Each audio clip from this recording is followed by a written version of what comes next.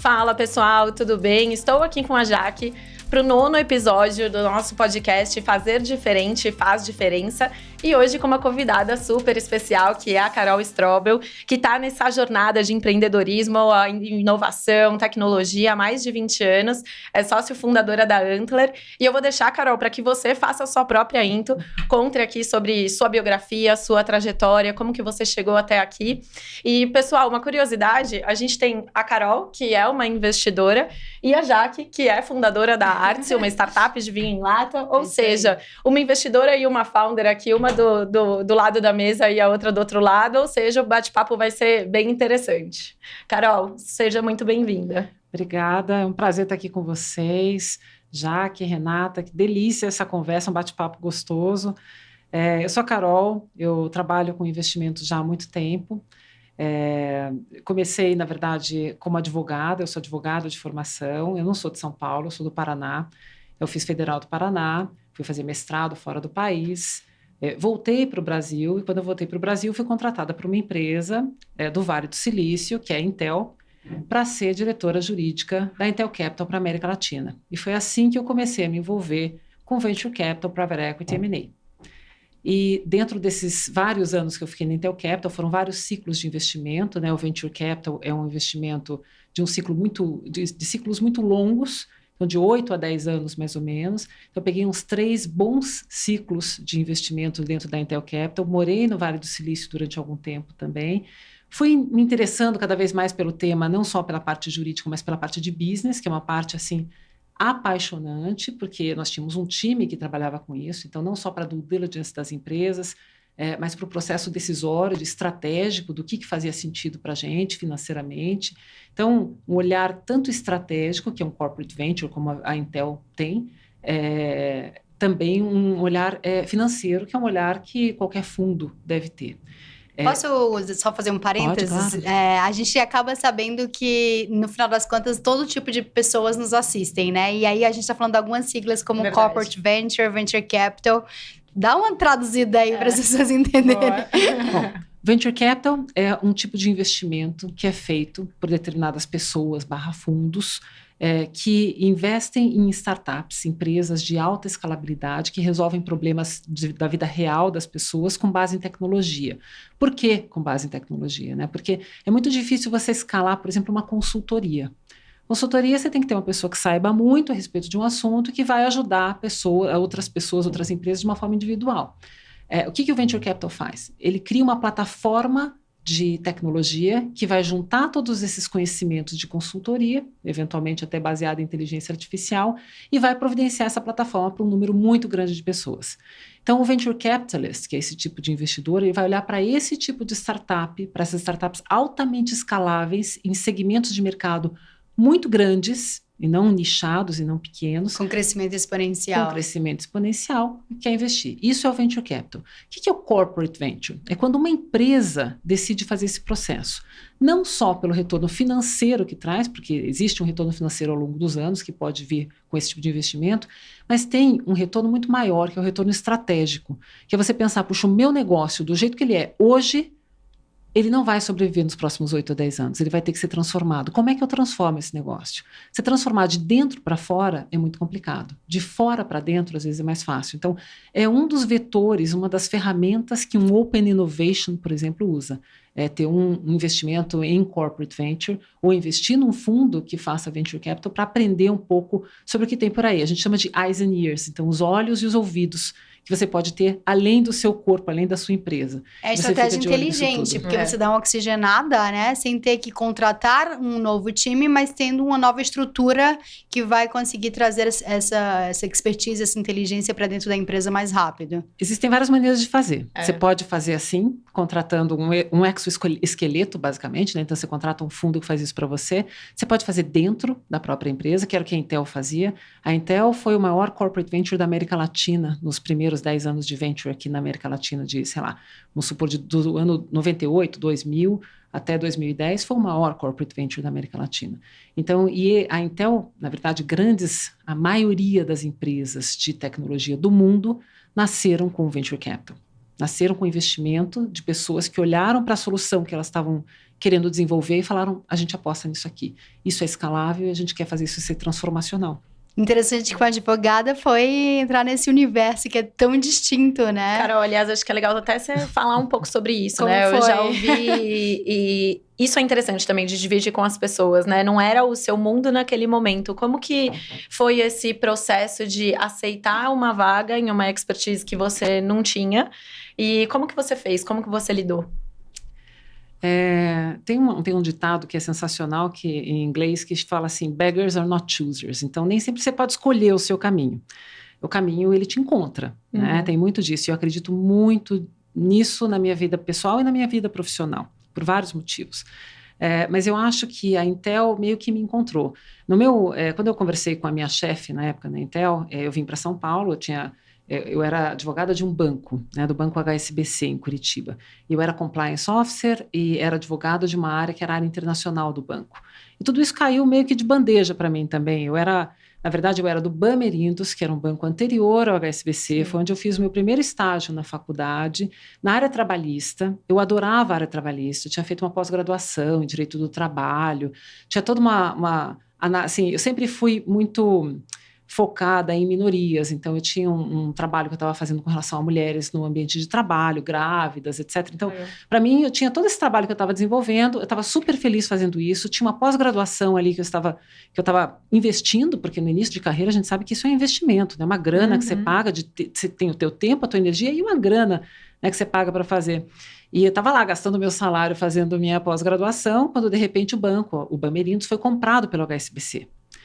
Aí eu falei, meu Deus, meu mundo caiu naquele momento, porque eu tinha tomado uma decisão de carreira, porque na época que eu decidi ser advogada trabalhista do Bamerindos, eu abri mão de um concurso público que eu tinha passado. Era um concurso da Procuradoria-Geral do Trabalho, que era uma área que eu já estava estudando, que eu queria me envolver, mas eu não queria trabalhar na área pública. E quando eu falei, olha, eu não quero ser procuradora do trabalho, não é uma coisa que eu sonho para mim, a minha mãe ficou 1 ano sem falar comigo. Nossa. Mentira. Verdade. Porque naquela época você prestar um concurso, estabilidade. Você tem toda a estabilidade, você não vai perder mais aquele emprego. Era muita cabeça dos nossos pais antigamente. A mãe falava, Caco, né? Meu apelido Caco. Você vai trabalhar das 10 às 3 da tarde, vai poder ter seus filhos, vai poder ter uma vida, cuidar de você, dar uma qualidade de vida para os seus filhos, aposentadoria integral. Por que raios você não quer um concurso como esse? Então, ela assim, basicamente, ela falou, sua, né, estúpida, você não faça uma escolha errada na sua vida. Coisa que a gente faz com os nossos filhos até hoje, né? E a gente não sabe qual é a escolha certa. É aí que está, né, o destino, o papel do randomness, né, desse destino, esse destino, mas do acaso na nossa vida, é muito forte. Tem vários livros sobre isso. Sim. Tem aquele do Drunkenness Walk, que é o andar do bêbado. Eu não sei qual é a tradução correta, mas ótimo. É ótimo. Tem um outro só sobre o randomness e o papel que ele tem na vida da gente. E o acaso é, assim... É perfeito. Certeiro. Eu também concordo. Certeiro. Então, foi assim que eu estava na área trabalhista, de repente o HSBC comprou o Bamerindos, eu falei, meu mundo caiu. Eu ainda tomei uma decisão, minha mãe estava certa, eu me ferrei. Aquele momento que ela fala, eu te avisei, minha filha. Total. Ela não falava comigo nessa época, então ela não pôde falar isso para mim. Ela se deu mal.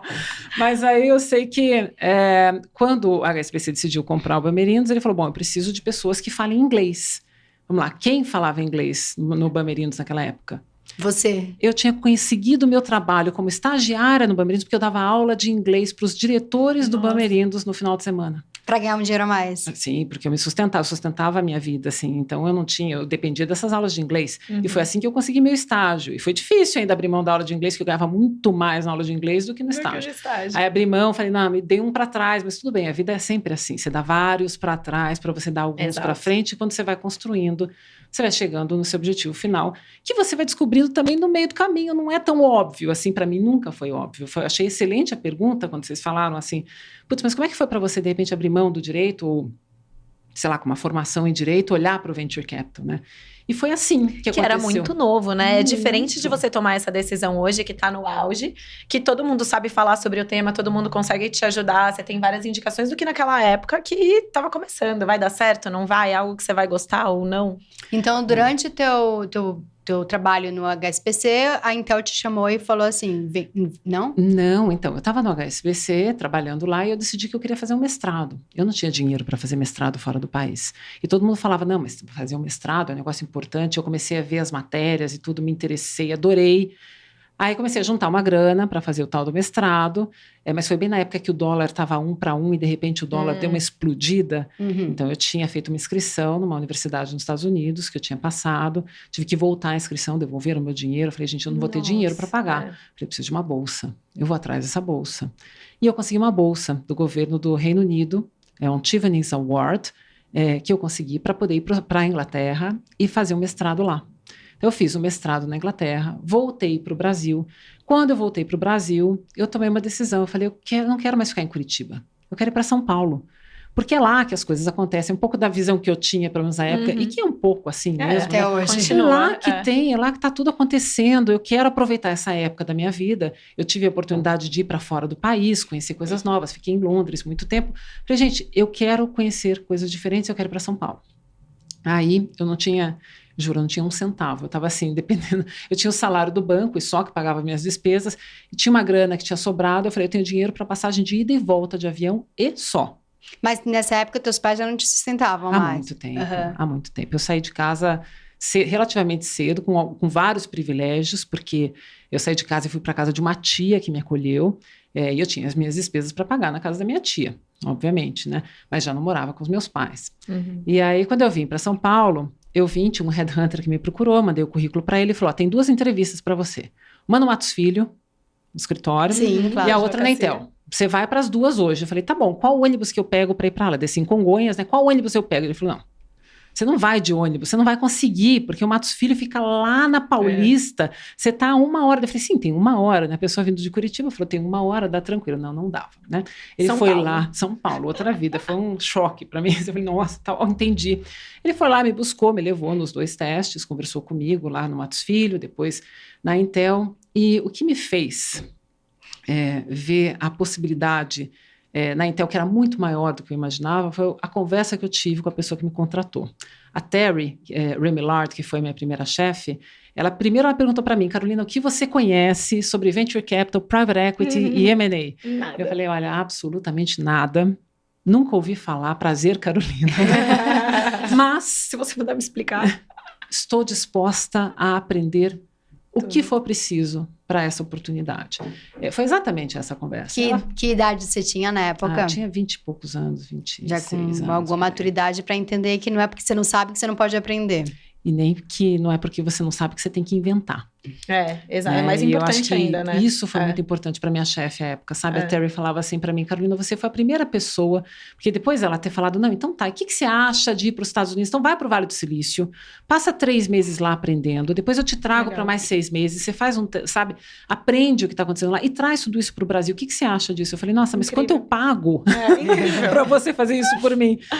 Mas o bacana foi que ela falou assim para mim, foi a primeira vez, eu perguntei para ela, mas por que eu? Assim, ficou claro para você que eu não sei nada mesmo sobre esse assunto? Ela falou, ficou claríssimo. E era exatamente isso que eu esperava. Porque aqui na América Latina, isso era ano de 2000, não tem ninguém que eu acho que realmente conheça esse mercado, que entenda esse mercado. E todo mundo que vem falar comigo aqui, fala que já fez várias operações, que conhece, etc.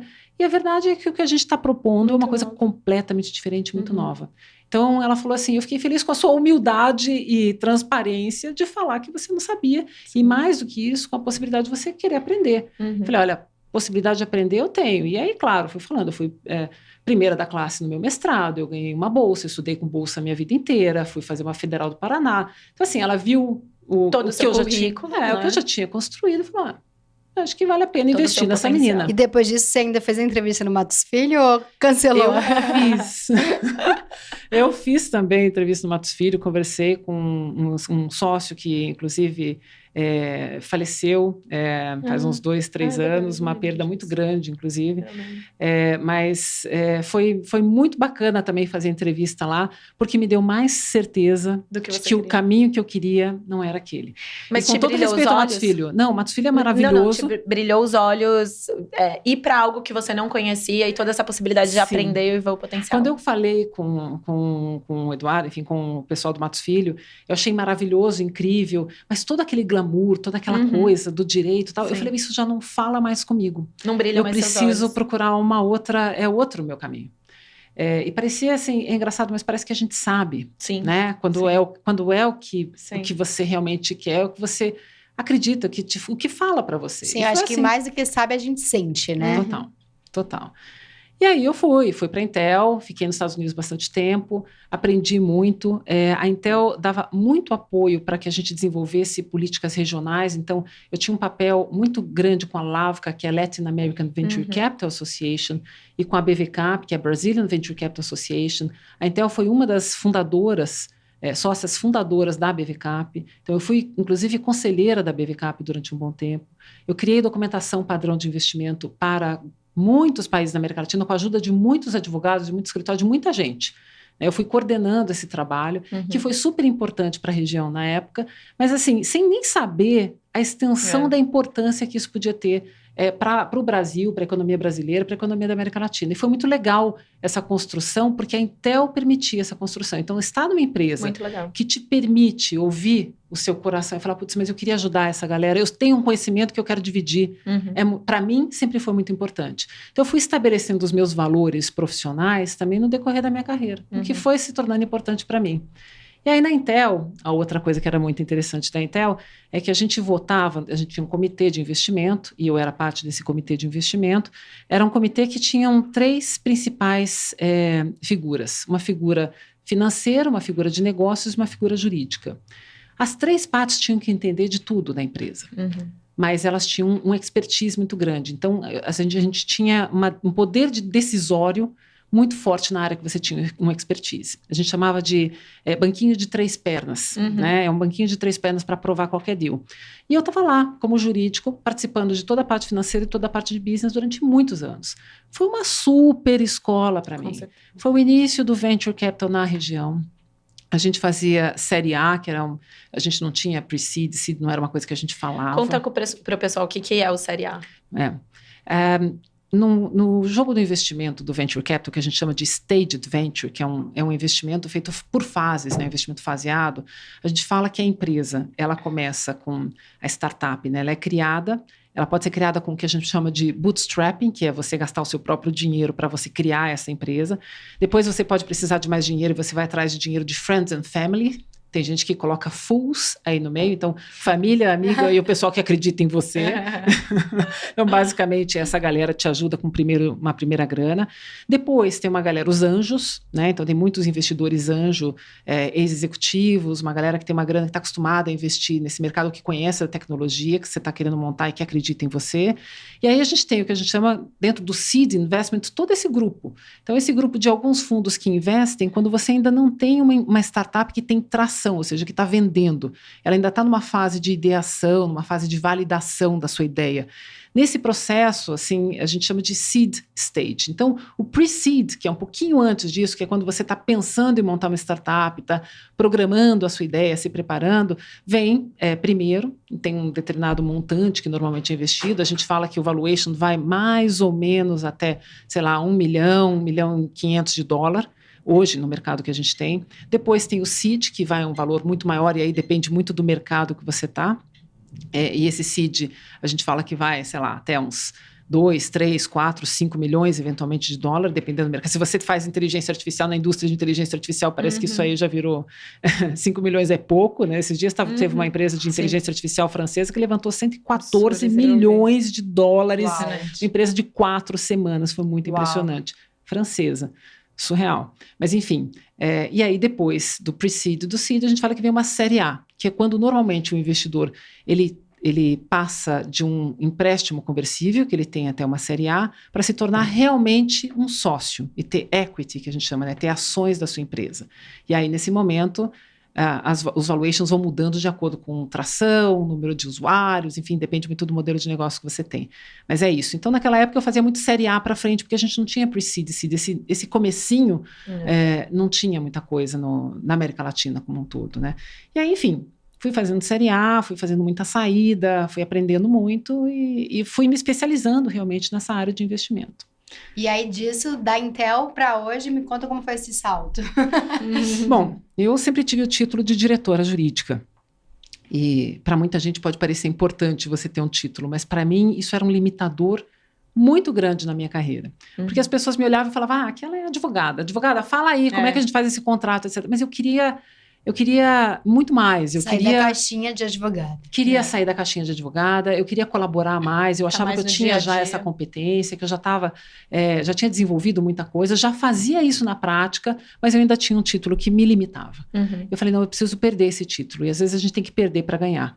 Então foi nesse momento que, quando eu saí da Intel, que eu falei, o que eu quero ser é outra coisa, eu não sei o que é, mas certamente não é diretora jurídica.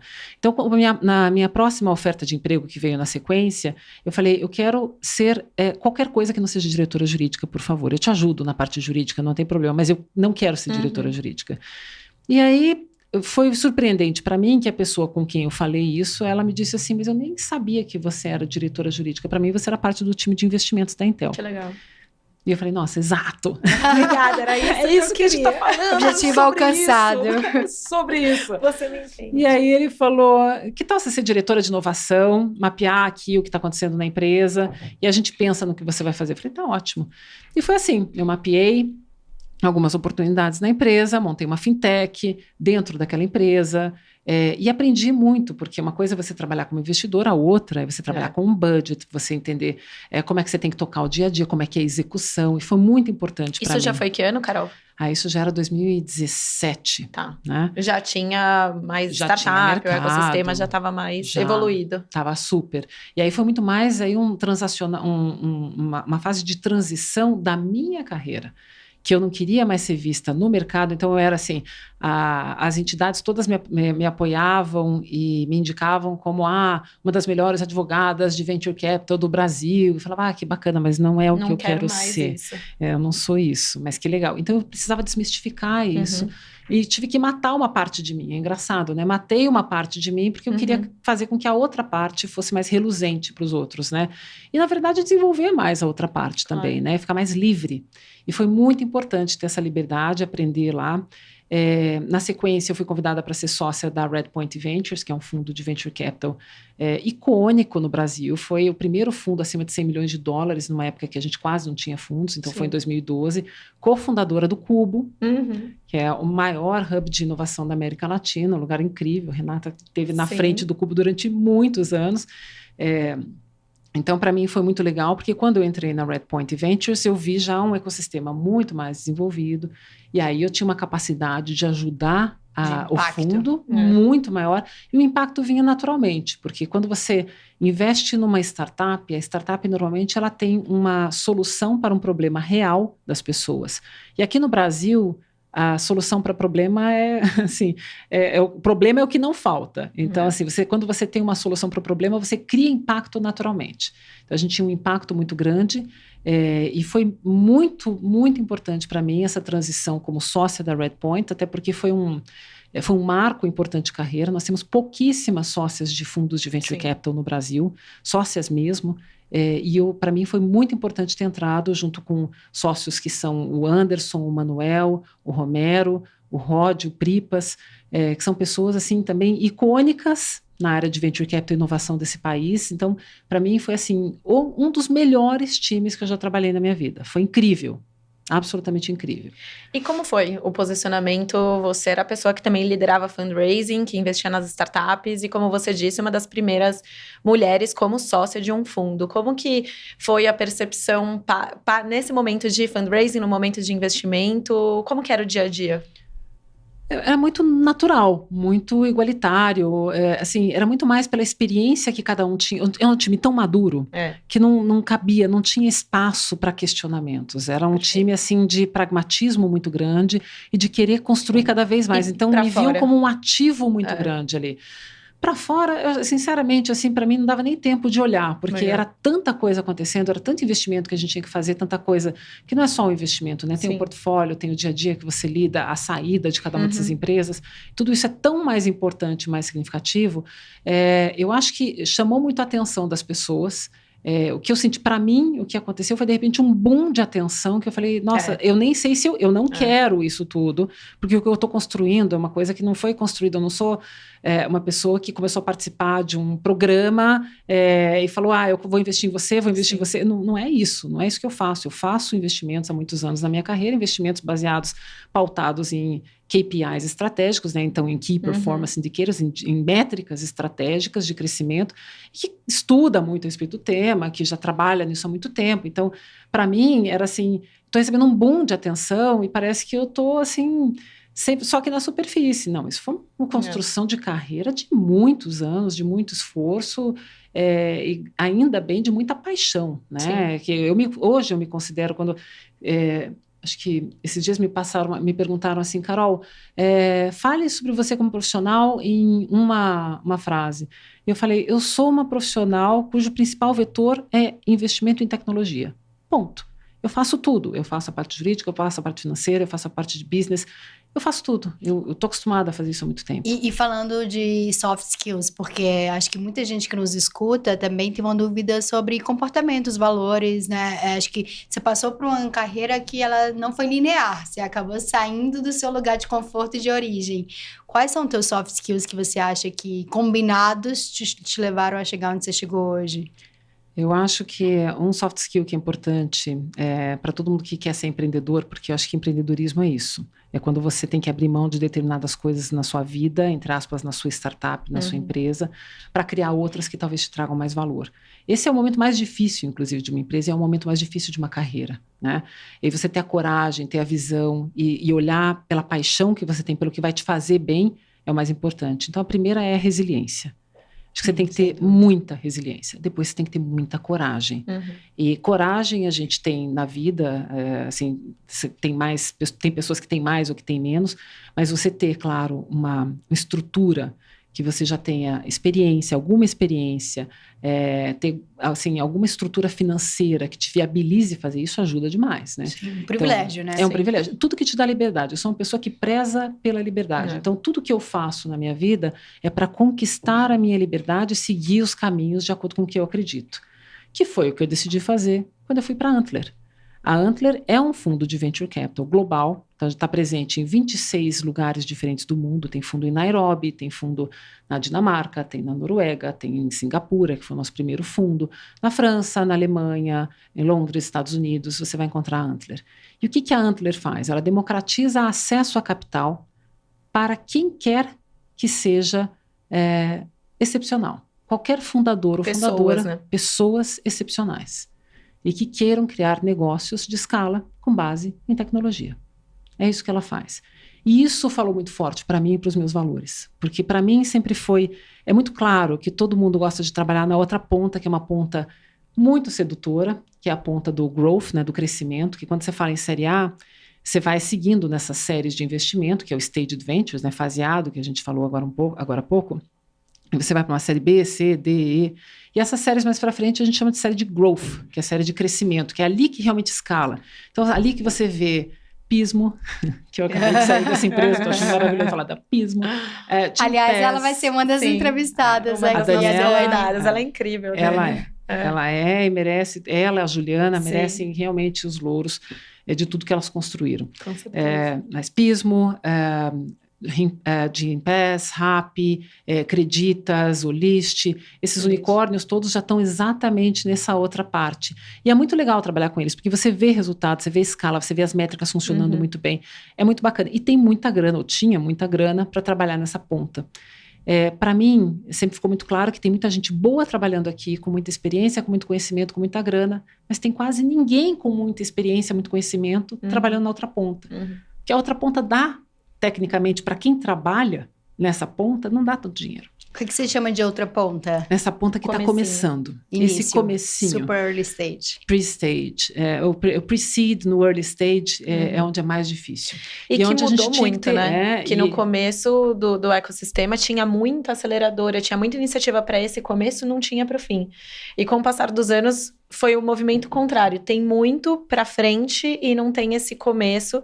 Raríssimas eram as iniciativas, né? Se a gente pode falar até que tinham, é o que você está falando. É isso. A Antler veio como um diferencial no mercado para ajudar esse começo do empreendedor. Especialmente iniciativas privadas, né? Tinha algumas governamentais, ainda poucas, mas algumas governamentais, pouquíssimas privadas. E aí a Antler chegou exatamente nessa vibe de trazer o que ela tem feito ao redor do mundo, com os resultados que ela tem visto ao redor do mundo. A Antler tem um fundo global, cujos investidores são, por exemplo, o Sovereign Wealth da Noruega, da Dinamarca, da Coreia. Todos esses fundos investem num fundo global que ancoram o fundo local. E o fundo local da Antler é uma parte ancoragem desse fundo global e uma parte o fundo que a gente levanta em cada um desses países. Sim. E a gente tem time em todos esses lugares. Então, se eu quiser pegar um investidor brasileiro, e a gente já teve casos de investidores brasileiros que fizeram o programa da Antler em Singapura, que queriam fazer go-to-market no Brasil, vieram, eles trouxeram dinheiro de Singapura para tocar aqui a startup deles. Legal. Contrário também, o brasileiro que quer fazer um go-to-market nos Estados Unidos, ele consegue, eu tenho time lá nos Estados Unidos para ajudar. Então, esse olhar da Antler, mais democrático também, que não olha tanto a formação dessa pessoa, quer dizer, ela fez Stanford, Harvard, tem um MBA, ela está trabalhando nas melhores empresas. Esse é o clássico que a gente chama da Faria Lima. E o que a Antler faz é olhar para os transparentes para a Faria Lima, pessoas que normalmente a Faria Lima não iria olhar, porque é um business de networking.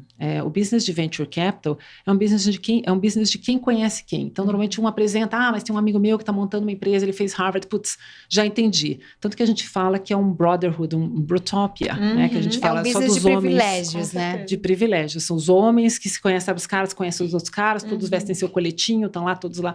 Tem muito disso no Vale do Silício, tem no mundo inteiro, tem no Vale do Silício, tem aqui também. Claro, é muito sobre indicação e o dinheiro ele fica permeando ali as mesmas famílias, digamos assim. Tem países que isso é um clássico maior. Sim. E a gente, na Antler, a gente consegue desvirtuar isso daí e dar acesso a capital a essas pessoas. Então, eu consigo usar o meu networking, que eu desenvolvi durante todos esses anos com esses fundos todos para ajudar essas pessoas. Legal. O meu conhecimento para ajudar essa galera. E como que funciona, Carol, todo esse processo, né? Desde o processo ali de seleção até para você fazer a própria divulgação, né? Quem quiser aplicar para fazer parte da Antler, como que funciona? E complementando a pergunta da Rê, o que essas pessoas excepcionais têm em comum? Porque resiliência e coragem eu acho que é o fundamental, né? Mas eu acho que vai além disso, né? Porque uma coisa é você ter resiliência e coragem para começar, mas e para continuar, que eu acho que deve ser o mais desafiador, né? Não tenha nem dúvida, é o mais complexo mesmo. Vou responder a pergunta da Renata. Como é que você faz para se inscrever na Antler? Você entra no website da Antler, você escolhe o programa no mundo que você quer fazer parte e você se inscreve, você coloca seu currículo, você fala quem você é e você se inscreve. No Brasil a gente tem um programa começando agora em setembro, eu estou no meio das entrevistas, eu saindo aqui dessa nossa conversa vou fazer mais uma entrevista, eu faço em torno de umas 200 entrevistas, a gente tem normalmente umas 2.000 pessoas que se inscrevem, a gente seleciona 70 dessas pessoas a 80 para ficarem com a gente no Cubo durante 10 semanas, aprendendo e fazendo a validação, né? Tirando a ideação, validação, conhecendo cofundadores, que às vezes as pessoas não têm, né? É uma pessoa que tem uma determinada formação e que não consegue achar outras pessoas que estejam no mesmo momento de vida para começar a empreender. E lá é muito legal porque é um ambiente que a gente cria essa oportunidade, né? Então, funciona dessa maneira, se inscrever. E aí a gente vai fazendo uma série de entrevistas. E essas entrevistas, elas são pautadas no quê? Porque não necessariamente ele tem uma ideia ainda, né? Como que funciona? Pré-requisitos, Você pode abrir? Não tem pré-requisito. Tá. E depende. Então, eu falei agora com uma pessoa que tem uma ideia, e essa ideia já está muito bem pautada, já tem um MVP, já sabe o que é, etc. Então, a análise é muito da pessoa, mas também é da tese que essa pessoa está trazendo, para entender se essa tese faz sentido ou não. Mas, em geral, assim, 80% dos casos é uma análise a respeito dessa pessoa. Quem é, de onde veio, o que construiu até agora, quanto de expertise, de conhecimento tem. Então, normalmente, além de resiliência, coragem, a gente busca muito nessas pessoas um expertise muito grande, um conhecimento profundo sobre o que ela está querendo tratar, o que ela está querendo resolver, uma paixão por esse problema muito grande. Então, assim, é muito claro quando você vê, por exemplo, um jovem de periferia, uma pessoa da periferia que fala, eu tenho um problema de mobilidade aqui que eu estou querendo resolver. sente na pele o problema de mobilidade. Então, não tem pessoa mais interessada em resolver do que essa pessoa aqui. Nesse ponto específico, vocês procuram mais pessoas com perfis generalistas ou especialistas? A gente não procura, né? A gente, na verdade, assim, a gente seleciona essas pessoas de acordo com tudo que elas trazem. Às vezes tem generalista, às vezes é muito especialista, mas varia. O perfil básico que a gente vê assim, nos últimos 2 cohorts é uma expertise muito grande em uma determinada área. Normalmente, a gente constrói o nosso cohort com pelo menos 30% a 40% de techs. Então, developers, desenvolvedores são muito bem-vindos. E por quê? Porque quando você começa uma startup, você tem que começar do zero. Você vai ter uma boa grana para começar. A Antler hoje dá em torno de 125, 120 mil dólares por empresa. Já é um valuation de mais de $1 milhão para cada empresa, né? Então, assim, é uma boa grana para você começar, mas não dura muito. Então, assim, você tem um runway que você tem que manter esse dinheiro por pelo menos 12 meses, é difícil. Então, a gente sempre fala, poxa, não adianta você ter pessoas que não tenham um desenvolvedor no time fundador, você vai ter que contratar desenvolvedor. De vez em quando eu falo com pessoas que falam, eu quero criar um sistema de RH para analisar a personalidade de pessoas. Tá, algum de vocês já fez psicologia, tem algum conhecimento profundo a respeito dessa área? Não tem. Pois é, não tem isso, não tem um desenvolvedor, uma desenvolvedora, fica difícil você montar a sua startup. Então, isso para a gente montar times tem esse olhar. Mas quando as pessoas entram, é muito mais assim, o que você construiu? Me fale sobre você. O que você construiu? Da onde você veio? Onde você quer ir? Em que lugar você quer estar daqui a 5 anos? Isso é muito importante, porque se a pessoa não tem a ambição de ter um negócio escalável, não faz sentido para a gente. Se ela não tem a paixão pelo problema, a ambição de ter um negócio escalável, e a gente não acredita que ela tenha essa resiliência, é muito difícil. A gente tem um processo de bolsas para quem quer vir para São Paulo para fazer esse programa com a gente. Então, dentro do nosso modelo de fundo, a gente ajuda as pessoas. Então, eu consigo ter um número muito grande de outras raças, outras etnias, outros estados, mulheres, gêneros diferentes. Você tem essas porcentagens, não? Mais ou menos, assim? Mais ou menos. Isso é bem interessante, Eu tenho mais de 30% de mulheres. 30%, Founders 40%. mulheres? Founders mulheres que entram no programa. Que legal. E a gente faz um esforço muito grande para a gente ter sempre cada vez mais. A gente tem em torno de 10% a 15% de pretos ou pardos. Legal. Autodeclarados, né? Às vezes chega a 20% em alguns deles. E a gente tem mais ou menos uns 13 a 16 estados brasileiros representados em cada cohort. Agora, uma pergunta, Carol. A gente tem várias pesquisas, estudos, etc., sobre os vieses, né? Na hora de investir, na hora, enfim. Você acredita que o fato também de ser você, eu, Marcelo, né? São dois sócios fundadores da Antler e cada um com a sua visão, cada um com a sua vivência. Isso também contribui para o fato de ter essa diversidade toda? Como que você enxerga isso? Muito. Primeiro que diversidade está no DNA da Antler. A gente nem cria KPIs, assim, métricas absolutas de diversidade. O nosso fundo é um fundo que começou em Singapura por noruegueses. E assim, a ideia sempre foi muito igualitária. A gente tem várias partners mulheres, sócias mulheres. A gente tem muita mulher trabalhando também. A forma como a gente desenvolve é diferente. A gente tem ESG, é uma coisa essencial e está permeando, não é uma necessidade assim, você é ESG ou não é, naturalmente, by default, por determinação, assim, quando você cria a sua startup, você já tem que se adequar aos SDGs da ONU e você tem que autorizar que a gente sempre fique checando e fiscalizando se você está fazendo, se está cumprindo o que você prometeu que você vai fazer. Então, para a gente é muito natural. Depois, a escolha dos partners, né, dos sócios na região, foi muito específica. O Marcelo Ciampolini, que é meu sócio, primeiro que ele é um cara excepcional. Depois que é um cara assim com uma cabeça incrível. Ele é um dos mais preocupados com a questão de gênero, de raça, assim, que naturalmente seria eu em todo lugar, né? Eu sou preocupada com esse tipo de coisa, por inúmeros motivos. O Marcelo é mais que eu. Ele é muito legal. Ele é mais porque ele fala, eu estou numa posição de privilégio, eu sou um homem branco, hétero, estou em posição de privilégio, eu faço questão. Tem consciência. Total. Isso faz toda a diferença. Né? Faz. Mas uma dúvida que eu tive enquanto você falava é como que essas pessoas que geralmente não têm os acessos, porque não têm os sobrenomes ou não têm as indicações, elas descobrem vocês. Qual é a forma que essas pessoas chegam até vocês? Esse é o mais difícil, né? Então, assim, esse é um dos motivos de eu estar aqui, inclusive. Divulguem. Divulguem, por favor.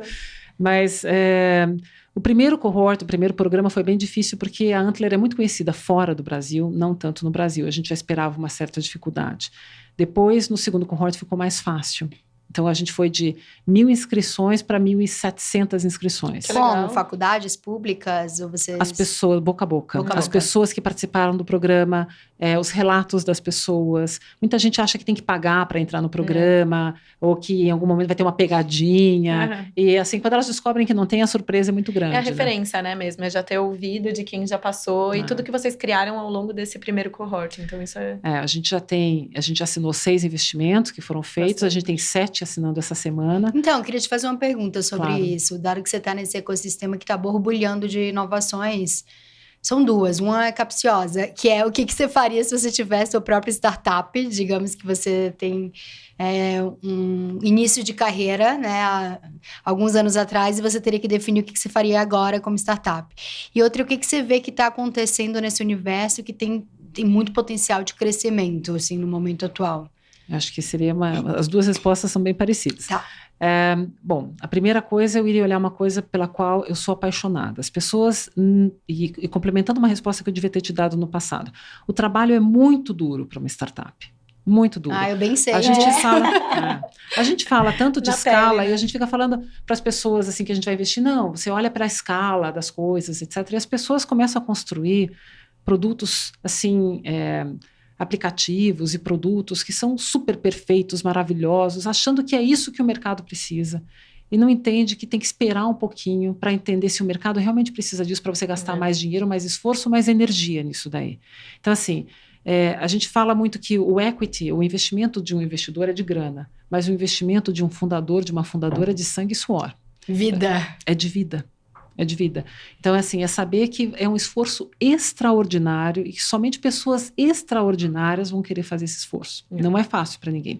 E você ter no seu caminho, ao seu redor, pessoas que te ajudem é muito importante. Então, mentores, networking, isso é muito importante para te manter no caminho, porque é muito fácil desvirtuar, é muito fácil você acreditar, mas é tão frágil, a minha startup é tão pequenininha, eu só consegui 10 clientes essa semana, não é nada, para quem está num B2C, né, quem vai fazer uma venda direta para o consumidor, por exemplo, é só 10, pois é, mas de 10, se você for fazendo assim, é um crescimento, você vai colocando 10% de crescimento nisso daí, é um crescimento exponencial, assim, em um ano você começa a ter um crescimento muito significativo. Então você tem que olhar para o grande esquema das coisas, ficar perto de pessoas que te ajudem. Então a primeira coisa que eu faria é escolher uma área que realmente eu sou apaixonada por ela, porque eu vou trabalhar muito duro nela durante os próximos 10 anos da minha vida. Não vai ter final de semana, as pessoas falam em escala, e daí falam, Carol, mas para eu adquirir meus primeiros clientes, como é que eu vou fazer? Eu vou pagar marketing, eu vou fazer inbound marketing, eu vou ter que pagar para alguém ficar falando sobre mim. Não. Você vai suar a sua camisetinha preta e você vai correr atrás disso tudo. E você vai panfletar, e você vai falar para os seus amigos, e você vai atrás de adquirir seus clientes, e você vai lutar para você conseguir isso daí. Então, assim, a gente fala em escala, mas ninguém entende que o início não é a escala. O início é manual. E você vai pensar, puxa, eu vou ter um produto super perfeito, maravilhoso. Não, seu produto não vai ser perfeito, vai dar um monte de problema ali no fundo, mas o seu corre não precisa ser do conhecimento de ninguém. Esse é um problema teu. Você resolve o teu lá atrás e você entrega um produto perfeito na mão do cliente com uma eficiência, com um user experience, com uma experiência do cliente que nenhuma outra empresa maior do que você conseguiria dar. Por quê? Porque você tem paixão, que você se doa. Então, isso para mim é fundamental. Então, se eu fosse escolher alguma coisa hoje, teria que ser uma coisa assim, sou apaixonada por isso, vou fazer isso por 10 anos da minha vida. Primeira coisa. Depois eu iria olhar para um problema que é um problema que eu sou apaixonada, mas um problema que esteja no mercado grande. Não dá para olhar para um problema de um mercado pequeno. Não dá para ser só apaixonada pelo que você faz. Dá para olhar. Mas aí você tem que saber que você tem limitação de crescimento. Sim. Então, assim, eu quero só trabalhar com determinado tipo de ICP, que a gente chama que é Ideal Customer Profile, quer dizer, um determinado tipo de cliente. Se você fizer essa escolha por nicho e não quiser, não pensando, porque isso pode ser uma técnica também, né? Eu quero esse ICP para eu me desenvolver bem aqui dentro, criar uma comunidade, ter força para poder expandir. Aí, beleza. Mas não, eu só quero trabalhar com isso porque é minha meta de vida, tal. Sensacional. Você não vai conseguir investidor. Tá tudo certo, você fica aí, talvez investidor de impacto, se você estiver fazendo alguma coisa que cause um impacto, tal. Mas você tem a sua atuação limitada, né? Então, eu não olharia isso, eu olharia um mercado grande. Então, eu olharia um mercado grande e olharia os mercados que estão em expansão e que, especialmente aqui no Brasil, que a gente tem uma vocação natural. Então, eu olharia para mercados em expansão globalmente falando, como inteligência artificial. Hoje, não tem a menor dúvida que qualquer coisa que você faça tem que ter inteligência artificial lá dentro, seja um machine learning, seja um robozinho, mas você tem que ter alguma coisa ali dentro para você poder escalar e ter uma análise mais profunda a respeito dos dados que você está criando, nem que seja para isso. Então, inteligência, sem dúvida. E tem algumas indústrias que o Brasil, por exemplo, tem uma vocação natural sensacional. Fintech é uma delas, porque a gente tem uma entidade regulatória que é muito favorável à inovação. O Banco Central, com o PIX, ele assim, é referenciado em todo o mundo. Sim. Ele é superior Saiu na frente, né? Mas ele, saiu na frente em capacidade de inovação, em competência, em eficiência, não tem o que falar. Foi impecável. E a gente está vendo isso acontecer com seguradoras agora também no Brasil e várias outras entidades que incentivam a inovação. Então, assim, eu não iria correr, assim, não iria nadar contra a maré. Eu iria tentar encontrar um ambiente favorável para mim também. Então, ficar buscando ambientes difíceis, altamente regulados, regulamentados, difíceis para você entrar, você tem que ter uma paixão muito maior. Você estava falando de Brasil nesse sentido, me viu a Amazônia e crédito de carbono, né? É um mercado que, por exemplo, é maravilhoso, mas que depende de uma regulamentação, depende muito da ação do governo. Eu não entraria como investidora nesse momento. Acho difícil o mercado, no momento que a gente está. Eu acho que dá para a gente fazer pequenos investimentos para analisar como é que está indo, mas é tudo validação. Certo. Investir em escala, grandes montantes, eu acho que depende de uma regulamentação do governo. E eu acho que o governo tem uma vocação natural para ser o líder dessa regulamentação. Me surpreende que não seja. Quais são as indústrias hoje das soluções que têm saído da Antler? Até para a gente... eu pensei nisso, das 7 investidas que vocês fizeram recentemente. A gente tem de tudo. As 6 investidas, a gente tem um de Creators Economy, Legal. A gente tem um de HR Tech, a gente tem um de Post-Life. Nossa, que... Post-Life, conta mais sobre isso. Que é um olhar para o seu planejamento de final de vida, planejamento sucessório. Legal. Em escala. Legal. Então, é bem interessante. A gente tem uma biotech, que faz um couro vegetal de angico. A gente tem a Estralo, que é uma... Eu não falei o nome de nenhuma delas, né? Eu vou ter que falar agora de tudo. A gente corta. A gente tem uma de fisioterapia online, que também é muito importante, que ela mapeia também com inteligência artificial os pontos, como se fosse um game, e ela vai falando para você o que você tem que fazer, se o exercício está sendo feito da maneira adequada. Tudo isso é pivotado. Então, por exemplo, essa de fisioterapia online, a gente fica pensando, putz, de repente, ginástica laboral pode ser uma coisa interessante para começar, ganhar escala, mas o meu sonho seria amplificar isso no SUS. Falar, olha, o SUS não vai ter fisioterapia para todo mundo, mas ele pode sim ajudar e colocar esse aplicativo para todos fazerem. O aplicativo funciona muito bem fora do Brasil, muito comum. E é um médico ortopedista formado pela USP junto com o desenvolvedor que montaram isso daí durante a pandemia. E vieram para a Antler. E a gente tem agora, nesses que vão passar, que já estão passando aqui, a gente tem uma que é de resíduos urbanos, que já existe, que chama Co-Urban. A gente tem uma de upskilling de desenvolvedores, então de educação de desenvolvedores. E aí são várias, da parte marítima também, da parte de logística marítima. Bem diverso. É muito. Tem uma de leite sem vaca, que é uma fermentação da enzima do leite. Então você consegue criar o leite sem que o leite seja da vaca. Já está fazendo o primeiro projeto junto com a Federal do Paraná, já tem o investimento do Big Idea Ventures. Então, assim, é uma galera que está acelerando forte. E é um portfólio bem amplo, né? Até mesmo para eles conversarem entre eles, assim, são mercados diferentes, atuações diferentes, isso é legal. E para a gente acabar, assim, eu queria que você desse uma dica. Passa rápido, né? Não, eu tenho outra ainda. Tá, então calma. Penúltima pergunta. Penúltima pergunta. Para quem quer inovar, quer criar seu próprio negócio, quer empreender, mas não sabe de que fonte beber. O que você indica de leitura, de acessos a sites, de livros para as pessoas que têm potencial, mas elas não sabem exatamente o caminho a escolher para desbravar? Eu acho que tem vários livros que falam a respeito de empreendedorismo. Eu acho que mais do que buscar o livro, é buscar realmente as pessoas que já fizeram, os grandes exemplos de quem já construiu, entender quais as dificuldades que essas pessoas tiveram e ver se você realmente funcionaria dessa maneira. Porque nem todo mundo nasceu para ser empreendedora. Nem todo mundo nasceu para ser empreendedora com unicórnio. Nem todo mundo... Tem muita gente que é empreendedora porque tem franquia, tá tudo certo. É empreendedorismo também. Que tipo você quer, né? Então, que tipo de empreendedor você quer ser? Se você quer ser, tem gente que nasceu, não, eu quero trabalhar numa corporate. É outra vida. Então, assim, tem que entender muito bem as diferenças, ver se você realmente quer empreender. Empreender no Brasil não é fácil, é mais difícil que nos outros países, é mais difícil, porque você não tem tanto apoio governamental, você tem uma série de dificuldades jurídicas que você não tem em outros países, é difícil fechar a empresa no Brasil, tem questões tributárias muito complexas, você não pode fazer as coisas de uma forma ingênua, você tem que ter pessoas do seu lado que te ajudem. Então, nada melhor do que ter pessoas experientes ao seu lado. Legal. Falando em pessoas experientes, você falou da Pismo, né? Que a Pismo foi adquirida agora pela Visa. O que você enxerga ali que deu a equação das pessoas, né? Comportamento e, acho que, histórico, para ter dado tão certo? Os fundadores da Pismo foram absolutamente visionários. Eles, em um momento de mercado que todo esse back-office, esse tecnológico de bancos estava sendo feito com base em servidores, eles resolveram investir numa tecnologia que na época era inovadora e bastante cara também, que era o cloud. Então, eles resolveram transformar todas as ferramentas que existiam para servidores para cloud. Não era uma coisa banal e não foi uma decisão banal. Foi uma decisão que outras empresas também tomaram naquela época, mas que assim, exigiu muito esforço e o risco era muito alto. Por que eles tomaram esse risco e por que eles resolveram fazer esse investimento? Porque eles já faziam isso, eram experts, já sabiam e eles acreditavam no que eles estavam fazendo.